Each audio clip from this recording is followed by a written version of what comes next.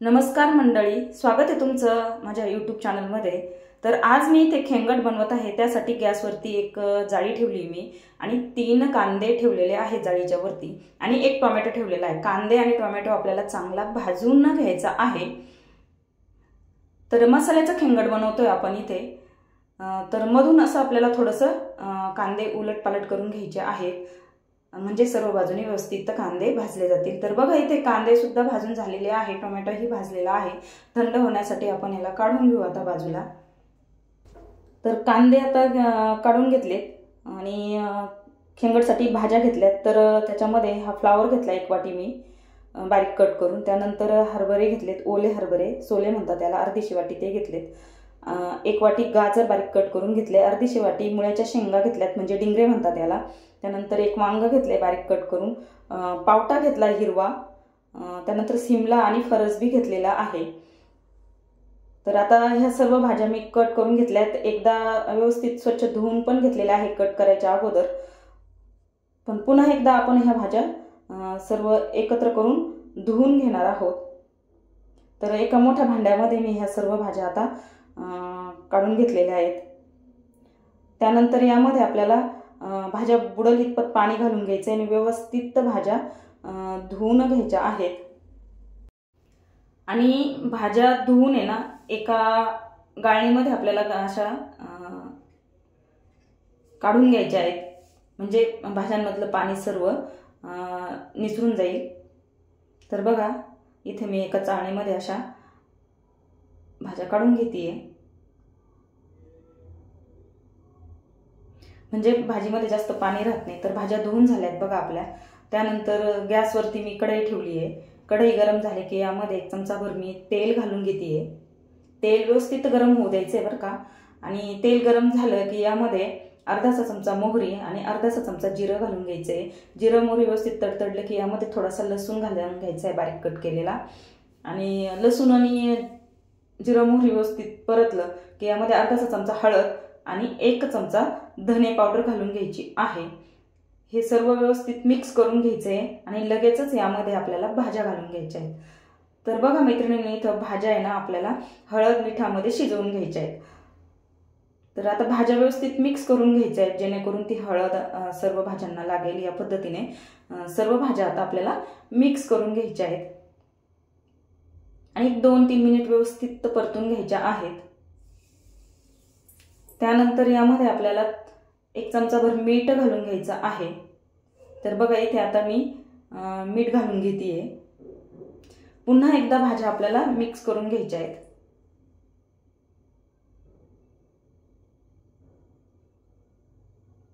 त्यानंतर 1 चमचा इथे मी पांढरे तीळ घालून घेतलेले आहेत। भोगीच्या भाजीमध्ये तीळ पण घालतात। तर 1 चमचा तीळ घालून पुन्हा एकदा 2 ते 3 मिनिट व्यवस्थित भाज्या मी परतून घेतलेल्या आहेत। त्यानंतर यामध्ये पाणी घालून घ्यायचे आपल्याला भाज्या शिजतील इतपत, म्हणजे मी इथे अर्धा ते पाऊण ग्लास पाणी घालून घेतलेलं आहे। थोड्याशा मिक्स करून यावरती आहे ना आता आपल्याला झाकण ठेवून एक 5 ते 7 मिनिट भाज्या व्यवस्थित शिजवून घ्यायच्या आहेत।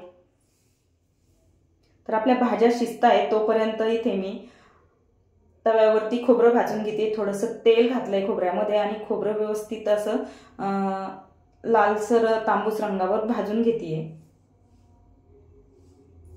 बघा या पद्धतीने खोबरं आपल्याला भाजून घ्यायचंय। आणि खोबरं भाजत असतानाच यामध्ये आपल्याला आलं आणि लसूण घालून घ्यायचं आहे। तर इथे 1 इंचभर आल्याचे तुकडे मी करून घेतलेले आहेत बघा। ते आलं आणि एक 10-12 पाकळ्या लसणाच्या मी इथे घालून घेतेय। आणि यामध्ये पुन्हा 1 चमचाभर इथे मी तीळ घातलेले आहेत। तिळाने छान टेस्ट येते म्हणून तीळ पण घालून घेतलेले आहेत। पुन्हा हे 1 मिनिटभर व्यवस्थित आपल्याला परतून घ्यायचंय। गॅसची आच एकदम मंद ठेवायची आहे। आणि 1 मिनिटभर परतून झाल्यानंतर हे एका ताटामध्ये थंड होण्यासाठी आपल्याला आता काढून घ्यायचंय। तर बघा इथे खोबरं पण भाजून झालंय। एका ताटामध्ये मी थंड होण्यासाठी काढून घेतेय। त्यानंतर मिक्सरच्या भांड्यामध्ये आपल्याला जो भाजलेला टोमॅटो आहे तो असा थोडासा कट करून घालून घ्यायचा आहे। त्यानंतर आपले भाजलेले जे कांदे आहेत ते सुद्धा घालून घ्यायचे आणि थंड झालेलं खोबरं सुद्धा घालून घ्यायचं आहे। आणि याच्यामध्ये थोडीशी कोथिंबीर घालायची आपल्याला आणि थोडंसं पाणी घालून याचं एक वाटण बनवून घ्यायचं आहे कांदा आणि खोबऱ्याचं। तर बघा इथे या पद्धतीने असं मी हे वाटण बनवून घेतलेलं आहे। त्यानंतर आपल्या बघा भाज्याही व्यवस्थित शिजलेल्या आहेत, अगदी पाणी यातलं कमी झालेलं आहे बघा, भाज्या पण छान शिजलेल्या आहेत। आता हे बाजूला ठेवायचंय। रेसिपी आवडली तर रेसिपीला लाईक करा आणि आपल्या चॅनलला सबस्क्राईब करा आणि बेल आयकॉनवर क्लिक करा म्हणजे नवनवीन व्हिडिओ बघायला मिळतील। त्यानंतर पुन्हा एकदा गॅसवर आपल्याला कढई ठेवायची आहे। कढई गरम झाली की यामध्ये 2 चमचे तेल घालून घ्यायचे।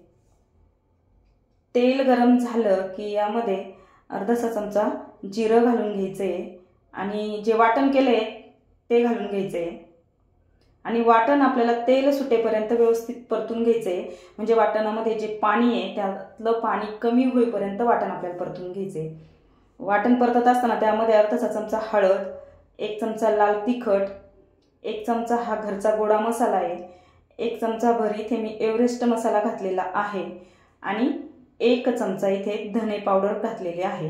हे सर्व मसाले घालून झाल्यानंतर एकदा व्यवस्थित मिक्स करून घ्यायचे आहेत आणि हा मसाला आपल्याला तेल सुटेपर्यंत व्यवस्थित परतून घ्यायचा आहे। बघा इथे मसाल्याला तेल सुटायला लागलेलं आहे।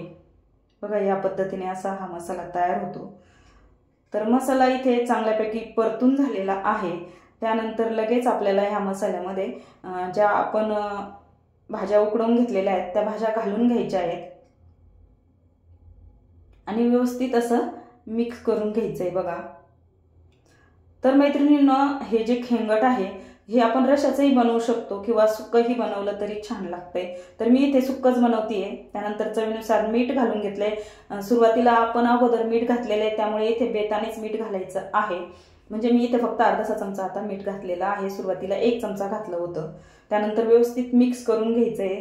तर बघा इथे आणि 1-2-3 मिनिट व्यवस्थित परतून घ्यायचंय बघा। बघा जवळून दाखवते, खूप सुंदर ही भाजी होते।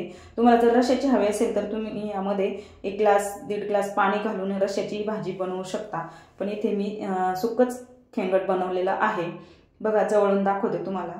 रेसिपी कशी वाटली नक्कीच मला कमेंटमध्ये सांगा। तुमच्या कमेंटने नवनवीन व्हिडिओ बनवायला प्रोत्साहन मिळतं। व्हिडिओ पाहिल्याबद्दल सर्वांचे धन्यवाद।